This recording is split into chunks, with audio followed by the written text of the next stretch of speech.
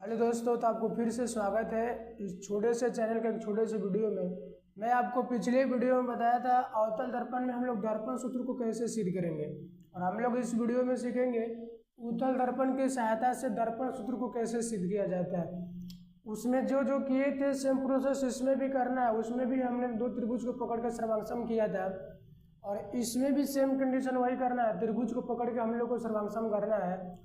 तो चलिए हम लोग देखते हैं। सबसे पहले दर्पण सूत्र को सिद्ध करने के लिए कुछ न कुछ स्टेटमेंट बोले तो रचना या कथन लिखना पड़ता है। तो यही हम लोग को लिखना है कि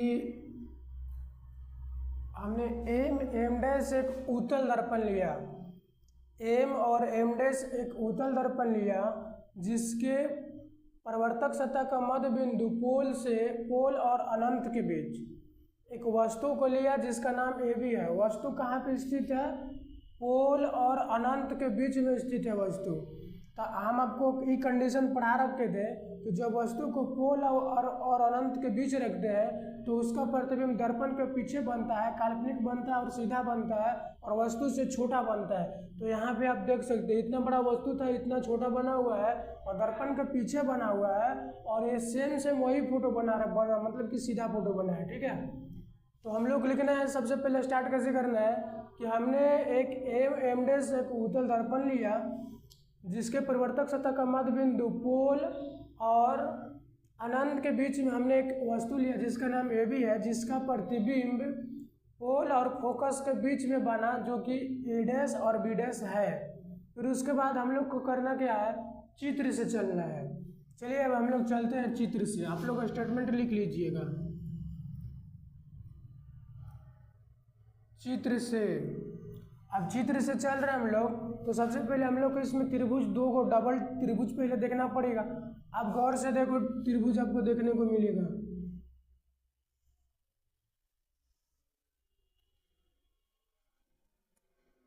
यहाँ पे बी है आपका, और यहाँ पे ए है, और आपका यहाँ पे सी है। ये आपको त्रिभुज देखने को मिला। फिर उसके बाद में एक और त्रिभुज है, यहाँ पे एक और त्रिभुज देखिए, आपको ऐसा मिलेगा। यहाँ पे बी डैश है, यहाँ पे ए डैश है, और यहाँ पे सी है। ठीक है, त्रिभुज ए बी और यहाँ पे सी, डॉट लाइन वाला भी है यहाँ से। और फिर उसके बाद एक और त्रिभुज है ए डैश बी डैश सी, ए डैश बी डैश सी है। तो हम लोग यही दोनों त्रिभुज में चलना है, और यही दोनों त्रिभुज को हम लोग को सर्वांगसम करना है। फिर से देखिए, ए बी और यहाँ से ऐसे आइएगा, यहाँ से डॉट लाइन से बनेगा सी, ए बी सी त्रिभुज हो गया। और एक और त्रिभुज है ए डैश बी डैश सी है। तो चलिए हम लोग करते हैं यहाँ पे त्रिभुज ए बी सी तथा त्रिभुज ए बी सी तथा त्रिभुज A dash B dash C से। उसमें भी हम लोग क्या क्या किए थे? सर्वांगसम कैसे किए थे? हम लोग ए को 90 डिग्री से किए थे, बोले तो समकोण से किए थे। और सेकंड हम लोग किए थे कोई ना कोई कोण मतलब उभयनिष्ठ होगा, माने कॉमन होगा। तो यहाँ पर देखिए आप, यहाँ पे ए 90 डिग्री हो जाएगा और यहाँ पे ए डैश 90 डिग्री हो जाएगा। तो हम बोल सकते हैं कि angle A equal to angle A dash होगा। कैसे होगा? तो समकोण से बराबर होगा, क्योंकि ए भी 90 डिग्री और ए भी 90 डिग्री। क्यों? क्योंकि कोई भी एक रेखा पे ऊपर से कोई लंब डाला जाता है तो वो वहाँ पे 90 डिग्री बनता है। तो यहाँ पर भी 90 डिग्री, यहाँ पर भी 90 डिग्री। तो हम बोल सकते हैं कि कोण ए बराबर हो जाएगा कोण ए डैश के बराबर हो जाएगा। हो गया। और एक चीज़ और देखिए, दोनों त्रिभुज में क्या कोण सी शामिल है? तो हम बोल सकते हैं कि कोण सी इक्वल टू कोण सी उभयनिष्ठ है, बोले तो कॉमन है। लिख दीजिए, फिर त्रिभुज सर्वांगसम हो गया आपका। लिखिए कोण ए इक्वल टू कोण ए डैश, और कैसे बराबर है? तो समकोण से इक्वल है। फिर उसके बाद कोण सी बराबर कोण सी है, कोण सी बराबर कोण सी है, और ये कैसे इक्वल है? तो उभयनिष्ठ है, बोले तो कॉमन है, उभयनिष्ठ है। हो गया। देखिए सेम प्रोसेस करना है, जो हम लोग अवतल दर्पण में किए थे वही प्रोसेस हम लोग को करना है उत्तल दर्पण में, बशर्ते इसमें केवल दर्पण के वो साइड बना है प्रतिबिंब, और जो वो साइड बना है तो आपको पता है कि दर्पण के जो राइट साइड में प्रतिबिंब बनता है वो काल्पनिक प्रतिबिंब होता है, और काल्पनिक प्रतिबिंब का मतलब होता है कि वो डॉट लाइन से बनेगा। तो थोड़ा उधर डॉट लाइन से बढ़िया से ध्यान दे के सीखिएगा। चलिए अब हम लिख देंगे कि त्रिभुज ए बी सी सर्वांगसम त्रिभुज A dash B dash C, त्रिभुज ए बी सी सर्वांगसम त्रिभुज A dash B dash C. चलिए हो गया। जब हम लोग त्रिभुज को सर्वांगसम कर लिए तो यानी कि कहीं ना कहीं इसका भुजा ई त्रिभुज का भुजा इस त्रिभुज भुजा का समानुपाती हो गया, और जब समानुपाती हो गया तो ई वाला बटा ई वाला सेम प्रोसेस करना है हम लोग को। फिर उसके बाद में ई वाला बटा ई वाला करना है। क्यों करना? क्योंकि जब सर्वांगसम हो गया तो समानुपाती हो गया, समानुपाती हो गया तो सिंपल सी बात है, वस्तु का ऊंचाई प्रतिबिंब, वस्तु का ऊंचाई बटा प्रतिबिंब का ऊंचाई हो जाएगा, और यहाँ से वस्तु दूरी और यहाँ पे वक्रता केंद्र हो जाएगा, यहाँ पे फिर उसमें भी वही हो जाएगा, प्रतिबिंब दूरी और वक्रता केंद्र हो जाएगा। तो हम लिखेंगे ए बी बटा A dash B dash, A B बटा A dash B dash equal हो जाएगा ए सी बटा ए डैश सी, ए सी बटा ए डैश सी हो गया। अब इसको हम लोग समीकरण 1 ले लेंगे, हो गया। अब हम लोग ये त्रिभुज कर लिए, अब हम लोग को सेकंड त्रिभुज में चलना है, हम लोग को एक बार और सर्वांगसम करना है। तो एक और त्रिभुज हम लोग देखिए, आप गौर से देखिएगा, आपको एक और त्रिभुज नजर आएगा जिसमें ए बी पी, त्रिभुज ए बी पी आपको लोकाई दे रहा होगा, और एक और त्रिभुज आपको लग रहा होगा यहाँ पे ऐसे डॉट लाइन से, जिसका नाम है ए डैश बी डैश पी। देखिए त्रिभुज ए बी पी यहाँ तक, फिर उसके बाद में A dash B dash P यहाँ तक, मतलब ए वाला त्रिभुज और ए वाला त्रिभुज में हम लोग चल रहे हैं। तो ए बी पी और त्रिभुज A dash B dash P, ये दो को त्रिभुज हो गया। अब करना क्या है, पहले लिख लो पुनः त्रिभुज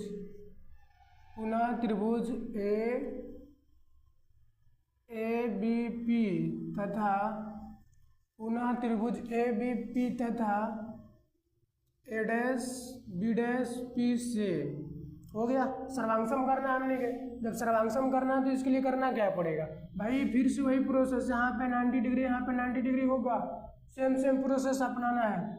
ए वाला पी इसमें है एंगल और इसमें भी पी एंगल है, तो हम बोल सकते हैं कि angle A equal to angle A dash हो जाएगा और angle P equal to angle P हो जाएगा। ये कॉमन हो गया और ये समकोण से इक्वल हो गया, तो हम बोल सकते हैं कि त्रिभुज ए बी पी सर्वांगसम त्रिभुज A dash B dash P बोल सकते हैं इसको। तो लिख लीजिए angle A equal to angle A dash, और ये है क्या, तो ये है यहाँ पे आपका समकोण से इक्वल होगा। सेम प्रोसेस अपनाना है समकोण से। फिर angle P equal to angle P उभयनिष्ठ है। चलिए उभयनिष्ठ कर लिए। जब उभयनिष्ठ हो गया तो अब हम लोग को करना क्या, यानी कि ये वाला त्रिभुज को सर्वांगसम होगा, तो लिख देंगे इसलिए त्रिभुज ए बी पी, इसलिए त्रिभुज ए बी पी सर्वांगसम त्रिभुज A dash B dash P, क्योंकि दोनों इक्वल हो गया। सर्वांगसम त्रिभुज A dash B dash P हो गया। और जब ए त्रिभुज दोनों सर्वांगसम हो गया तो सेम इसमें प्रोसेस, इसका भुजा समानुपाती हो जाएगा, बोले तो ई वाला बटा ई वाला हो जाएगा। फिर उसका मतलब कि प्रतिबिंब और फिर वस्तु का ऊंचाई बटा प्रतिबिंब का ऊंचाई, फिर उसके बाद में ई वाला दूरी बटा ई वाला दूरी हो जाएगा, यानी पोल से वस्तु की दूरी या पोल से प्रतिबिंब की दूरी हो जाएगा बटा में।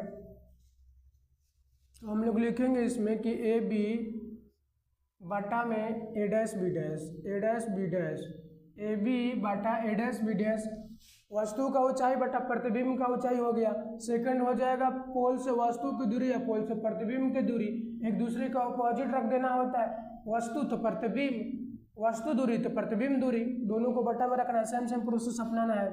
तो हो जाएगा इसका क्या हो जाएगा, AP बटा में P A डैश, AP बटा में A डैश P भी लिख सकते हैं, नो डाउट। अभी इसको आप समीकरण 1 ले लीजिए, 2 ले लीजिए। अब आप गौर से देखिए समीकरण 1 और 2 को आपको लेफ्ट हैंड साइड बोले तो LHS इक्वल मिलेगा AB बटा A dash B dash, AB बटा A डैश B डैश। तो दोनों मर जाएगा बोले तो खत्म हो जाएगा। तो हम लिखेंगे यहाँ पे समीकरण 1 तथा 2 से, समीकरण 1 तथा 2 से। तो देखिए समीकरण 1 2 से चलेंगे तो आपका यहाँ से ELHS और यहाँ से ELHS कट जाएगा, इक्वल मतलब कट के बराबर हो जाएगा। तो केवल E वाला और E वाला बचेगा। तो E वाला बोले तो आपका हो जाएगा AC बटा में A डैश C बराबर AP बटा में A डैश P हो जाएगा। हो गया। अब करना कुछ नहीं, करना यही है कि सबका मान हम लोगों को यहाँ पे मान रख दीजिए, हम लोग को दर्पण सूत्र मिल जाएगा। यदि आप सर्वांशम कर लेते हैं त्रिभुज को तो समझिए कि आप 50% काम कर चुके हैं। चलिए अब हम लोग सबका मान रखते हैं। देखिए A और C है, तो A और C कहाँ होगा, A और C यहाँ पे होगा। गौर से देखिए यहाँ पे C है, यहाँ पे P है और यहाँ पे A है। तो A और C है, तो हमको पता है चिन्ह परिपाटी पढ़ाए थे हम आपको, तो बोले थे कि दर्पण में सभी दूरियां पोल से मापी जाती है। तो हम लोग इसको लिख सकते हैं, AC दे रखा था, देखिए यहाँ पे AC लिख रखा है, तो AC को लिख सकते हैं AP E वाला और प्लस में PC लिख सकते हैं, प्लस में PC लिख सकते हैं। क्यों, क्योंकि पोल से बिंदु A पे वस्तु को रखा गया है, तो यहाँ पे वस्तु दूरी हो जाएगा। और पोल से वक्रता केंद्र इसको बोलते हैं, वक्रता त्रिज्या बोले तो R इसको लिख लेंगे और वहाँ पे U रख लेंगे। तो हम लोग को कुछ वैसा ही मान सोचना पड़ेगा जहाँ पे U रखा जाए, V रखा जाए, R रखा जाए, F रखा जाए, इतना बढ़िया से रखा जाए। तो पोल से बिंदु A पे वस्तु रखा गया था तो उसको वस्तु दूरी बोलते होते U रख लेंगे। और पोल से वक्रता केंद्र के बीच की दूरी तो वक्रता त्रिज्या बोलते हैं, तो इसको R रख लेंगे। वो अलग बात है, हम लोग सूत्र यूज कर लेंगे कि R बराबर 2F। तो AC की जगह पर हम लिख सकते हैं AP प्लस का PC, AP प्लस का PC बटा में A डैश C है। तो A डैश C है यहाँ पे, देखिए यहाँ पे P होगा, यहाँ पे A डैश होगा और यहाँ पे C होगा। तो A डैश C है, तो यहाँ पे हम लोग इसका दूरी पता नहीं है, प्रतिबिंब और वक्रता केंद्र के बीच की दूरी कुछ होता है, होबे नहीं करता। तो हम लोग को क्या लिखना कि पूरा का PC लिखेंगे, PC माइनस का PA डैश लिखेंगे हम लोग, PC माइनस का PA डैश बोले तो जैसे मान लीजिए कि 10 किलोमीटर है और जिसमें से 5 किलोमीटर E हो गया, तो E कितना हो जाएगा, तो E आपका हो जाएगा 5 किलोमीटर होगा। इसे घटाइएगा, 10 में से 5 घटाइएगा तो सेम प्रोसेस PC माइनस का PA डैश का है कि पोल और वक्रता केंद्र के बीच की दूरी को तो वक्रता त्रिज्या बोल दीजिएगा, माइनस का PA डैश, तो P से A डैश में प्रतिबिंब बना है तो इसको भी बोलिएगा यहाँ पे। तो हम लिख सकते हैं A डैश C बराबर PC माइनस का PA डैश, PC माइनस का PA डैश हो गया, बराबर में AP है। तो AP किधर है आपका, A और P है, तो यहाँ से यहाँ तक की वस्तु दूरी है, तो वस्तु दूरी को सूचित करते हैं U से, लेकिन हम लोग दर्पण का लेफ्ट साइड में है इसीलिए हम लोग इसको माइनस का U लिखेंगे बट्टा में। A डैश P है, A डैश P है तो पर A डैश P या तो P A डैश भी बोल सकते हैं। तो यहाँ पे देखिए प्रतिबिंब बना है, इसको प्रतिबिंब दूरी कहेंगे, और प्रतिबिंब दूरी कहेंगे तो इसको V से सूचित करेंगे। और ये दर्पण से राइट साइड में बना है तो प्लस का V होगा। हो गया। अब चलिए देखिए यहाँ पे, अब यहाँ पर AP है तो A और P, तो पोल से यहाँ पे वस्तु को रखा गया तो वस्तु दूरी होगा तो माइनस का U होगा। तो लिखिए माइनस का U, बीच में प्लस है तो प्लस करिए, PC है, P और C है, तो पोल वक्रता केंद्र के बीच की दूरी को वक्रता त्रिज्या बोलते हैं, और वक्रता त्रिज्या की जगह पर हम 2F लिख सकते हैं। और दर्पण के राइट साइड में है तो हम लोग प्लस में 2F लिख सकते हैं R की जगह पर, प्लस का 2f बटा में, फिर से PC है तो फिर से ही 2f हो जाएगा माइनस PA डैश है, PA डैश है तो ये आपका हो जाएगा प्रतिबिंब दूरी होगा, पोल से बिंदु A डैश पे आपका प्रतिबिंब बना है तो ये हो जाएगा प्रतिबिंब, तो बोले तो V हो जाएगा इक्वल माइनस का U बट्टा में प्लस का V। अब चलिए तिरछा तिरछी गुना कर दीजिए, बन जाएगा मैथ आपका। इसको यहाँ पे गुना करिए, V माइनस का U प्लस का 2f इक्वल टू माइनस का U ऑफ 2f माइनस का V। अब इसको गुना करना है, V U करिएगा तो माइनस का U भी आ जाएगा, प्लस यहाँ से गुना करिएगा तो 2f भी आ जाएगा इक्वल, यहाँ से गुना करिएगा तो माइनस का 2f U हो जाएगा, माइनस माइनस प्लस और ये हो जाएगा आपको U भी हो जाएगा। चलिए अब हम लोग इधर काम कर लेते हैं।